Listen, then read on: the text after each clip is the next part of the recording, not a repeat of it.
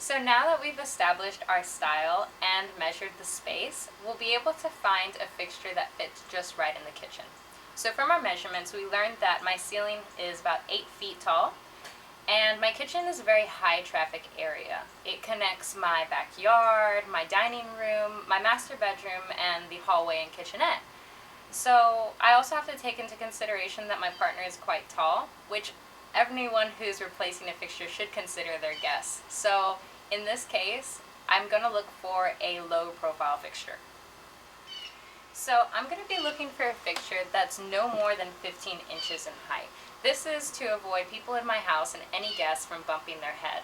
Now, low profile fixture is just an industry term for a fixture that is no more than 16 inches in overall height. You can find low profile fixtures such as semi-flushes, flush mounts, and even some pendants if you shorten them. Now that I've considered the dimensions of the space and the foot traffic, I need to consider how much light output I need. Now remember, this is all just to narrow down your options so you're not so overwhelmed when you're looking for your light. So as you saw, my kitchen only has one primary light source. And for the most part, this has worked. In my galleyway kitchen, it's been able to provide light from all corners. So I need a fixture that's going to be able to supplement what I'm replacing. I'm going to be looking for a light fixture with more than 3 bulbs, something exposed with bulbs, or possibly a clear or seated glass, so that way I have widespread ambient light throughout the room. Of course, please note, we highly recommend layering your light. At the moment, I'd need an electrician to add wall sconces or under the cabinet light strips, so that won't be happening in this video. And please, don't bite off more than you can chew. Any kind of new junction boxes or wiring should always be done by a professional. So now I'd say we basically have made a checklist of what we're looking for in this lighting search. I'm looking for something that's going to match my nautical coastal styling. I'm looking for a low profile fixture, and I'm looking for something with a lot of light output. And I'm hoping today we can find that. So I like to open a Pinterest tab and go through my inspiration board just to make sure that I'm in line with what I'm looking for.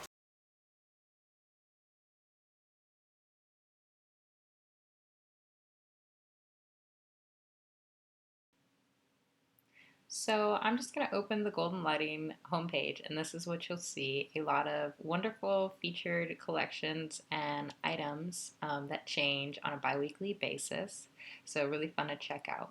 But here, let's go to what we're looking for. So under shop, you'll be able to see a lot of filters on the top left-hand side. These filters will let you be able to sort for a specific light or at least a general direction, so you can start narrowing down your search. So right now, I'm just going to look at rustic lights and see what they have to offer. So I see a lot of interesting things, but I'm seeing a lot of pendants and chandeliers. So I think I'm going to need to narrow down my search. Yeah, there's a bath vanity, so not specifically what I need. So I'm going to use by type to filter down to low profile fixtures. So right now I have flush mounts up. And I want to see what else there is. Let's look at semi-flushes. So now we're just going to look at semi-flushes. I like these. They have a little bit more height to them.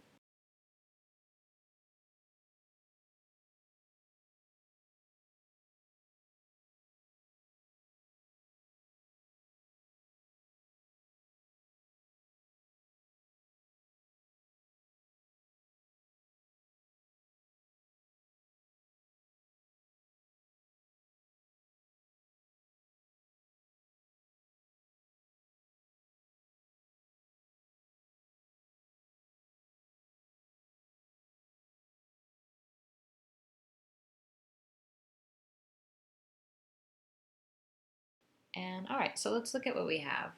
Ooh, I have all 3 of these options, very farmhousey. You can see they fit my specs, but it's a 2 light. So that might not work. Yeah, no. For Bavaria, ooh, I like how it's styled. It's 3 lights, it's open, so a lot of widespread light, keep that.